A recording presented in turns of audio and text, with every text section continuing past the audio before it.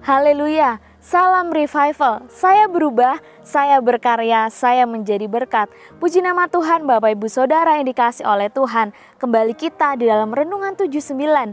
Hari ini kita mau siapkan hati kita, seluruh kehidupan kita untuk mendengarkan apa yang menjadi isi hati Tuhan untuk setiap kehidupan kita. Saya memberikan tema renungan hari ini, yaitu penjajah.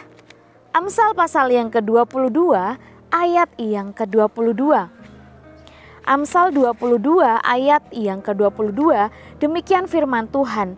Janganlah merampasi orang lemah karena ia lemah, dan janganlah menginjak-injak orang yang berkesusahan di pintu gerbang.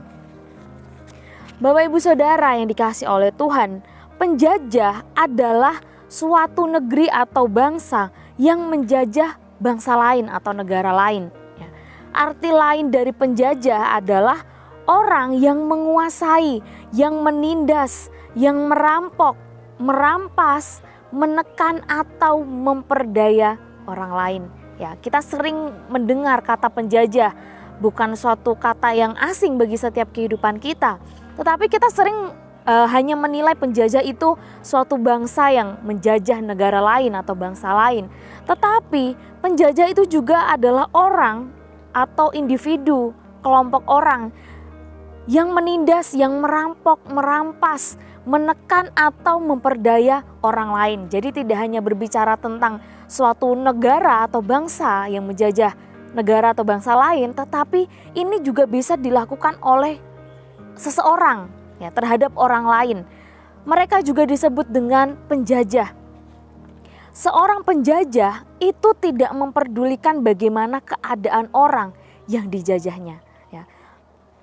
Orang yang menjajah itu tidak memperdulikan bagaimana keadaan orang-orang yang dijajahnya. Penjajahan, Bapak Ibu Saudara, itu dapat terjadi di mana saja. Renungan kita hari ini mengingatkan dan menasihatkan kepada kita supaya kita jangan bersikap seperti seorang penjajah. Janganlah merampasi orang lemah karena ia lemah. Dan janganlah menginjak-injak orang yang berkesusahan di pintu gerbang. Seperti apa atau siapa itu orang yang dikatakan orang lemah? Orang yang lemah adalah orang yang miskin, yang berkesusahan atau orang yang malang. Dari beberapa terjemahan ayat renungan kita hari ini, Amsal 22 ayat yang ke-22. Jadi orang lemah ini diterjemahkan beberapa arti ya, yaitu orang yang miskin, orang yang berkesusahan, orang yang malang. Itu adalah orang yang dikatakan orang lemah. Jika kita perhatikan Bapak Ibu Saudara, bagaimana keadaan orang lemah, bagaimana kehidupan mereka yang sulit, menindas, merampas, menekan, itu bukanlah tindakan yang seharusnya dilakukan. Kalau kita memperhatikan ya Bapak Ibu Saudara, bagaimana kehidupan orang lemah, orang miskin yang berkesusahan, orang yang malang, bagaimana sulitnya hidup mereka, menindas, menekan, merampas, itu tindakan yang seharusnya dilakukan. Amsal pasal yang ke-14 ayat yang ke-31 mengatakan, siapa menindas orang yang lemah menghina penciptanya. Tetapi siapa menaruh belas kasihan kepada orang miskin memuliakan dia. Penulis Amsal mengatakan barang siapa menghina orang lemah itu sama halnya menghina penciptanya. Menindas orang lemah sama halnya menghina Tuhan. Bapak Ibu Saudara, Tuhan sangat memperhatikan bagaimana kehidupan orang lemah. Di dalam Ulangan pasal yang ke-15 ayat yang ke-11, Ulangan pasal 15 ayat yang ke-11 mengatakan, sebab orang-orang miskin tidak hentinya akan ada di dalam negeri itu. Itulah sebabnya aku memberi perintah kepadamu demikian, haruslah engkau membuka tangan lebar-lebar bagi saudaramu yang tertindas dan yang miskin di negerimu. suatu nasihat yang diberikan kepada bangsa Israel supaya mereka memperhatikan dan berbelas kasihan kepada orang-orang lemah, orang-orang yang dikatakan miskin. Betapa pentingnya kita harus memperhatikan dan berbelas kasihan kepada orang-orang miskin, orang-orang yang lemah. Renungan kita hari ini tentang penjajah.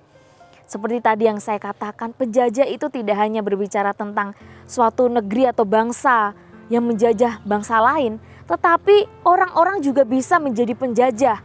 Artinya orang-orang juga bisa menindas, merampas orang, menekan orang yang lemah. Menjadi nasihat kepada setiap kehidupan kita. Sebagai anak-anak Tuhan, jangan kita bersikap sebagai seorang penjajah. Yesus sendiri tahu bagaimana rasanya menjadi miskin. Kalau kita memperhatikan di dalam 2 Korintus pasal yang ke-8 ayat yang ke-9. Karena kamu telah mengenal kasih karunia Tuhan kita Yesus Kristus, bahwa Ia yang oleh karena kamu menjadi miskin, sekalipun Ia kaya, supaya kamu menjadi kaya oleh karena kemiskinannya. Kita mempunyai Tuhan yang sangat luar biasa, kerendahan hatinya. Dia adalah Tuhan, Dia yang menciptakan segala sesuatu yang ada di dunia ini. Dia kaya, tetapi Dia rela menjadi miskin untuk setiap kehidupan kita, membuat kita kaya oleh karena kemiskinannya. Tuhan kita Yesus Kristus sangat tahu bagaimana keadaannya sebagai orang yang lemah ketika Dia menjadi manusia di dalam dunia ini. Amsal pasal yang ke-19 ayat yang ke-17. Siapa menaruh belas kasihan kepada orang yang lemah, memiutangi Tuhan yang akan membalas perbuatannya itu. Ketika kita mau berbelas kasihan kepada orang yang lemah, orang yang miskin, Tuhan sendiri akan membalas perbuatan kita. Bapak Ibu Saudara, di sekitar kita, di lingkungan kita, di pekerjaan mungkin, dimanapun kita pergi, kita akan menemukan orang-orang yang lemah, orang-orang yang miskin. Mari jangan bersikap sebagai seorang penjajah, menindas mereka, menekan, merampas mereka. Tetapi berbelas kasihanlah kepada orang yang lemah. Firman Tuhan katakan, memberikan janji kepada setiap kehidupan kita. Barang siapa yang mau berbelas kasihan kepada orang yang miskin, orang yang lemah, Tuhan sendiri yang akan membalas perbuatan kita. Bapak Ibu Saudara, mau diberkati oleh Tuhan? Berbelas kasihanlah kepada setiap orang yang lemah, yang miskin. Puji nama Tuhan, Tuhan memberkati setiap kehidupan kita. Terima kasih Bapak Ibu Saudara telah mengikuti Renungan 79. Kiranya setiap firman Tuhan yang kita dengar boleh menjadi berkat bagi setiap kehidupan kita. Bagi Bapak Ibu yang ingin didoakan pokok doa tertentu atau menceritakan kesaksian, pemulihan masalah keluarga, dan lain sebagainya, dapat menyalurkannya melalui chat WhatsApp di 0813 2742 0088. Puji nama Tuhan, mari sama-sama kita tundukkan kepala, kita berdoa. Terima kasih Tuhan untuk berkat kebenaran firman-Mu yang kami dengar hari ini, mengingatkan, mengajari kepada setiap kehidupan kami untuk kami belajar berbelas kasihan kepada setiap orang yang lemah. Memberikan kasih kita, membagikan kasih kami kepada setiap orang-orang yang ada di sekitar kami. Dan kami percaya Engkau Tuhan melihat apa yang kami lakukan dan Engkau sendiri akan membalas perbuatan-perbuatan kami. Terima kasih Tuhan, Roh Kudus menolong setiap kehidupan kami untuk menjadi pelaku-pelaku kebenaran firman-Mu. Kiranya bangsa-bangsa bersyukur kepadamu ya Allah. Kiranya bangsa-bangsa semuanya bersyukur kepadamu. Kami mengucap syukur di dalam nama Tuhan Yesus Kristus. Haleluya. Amin.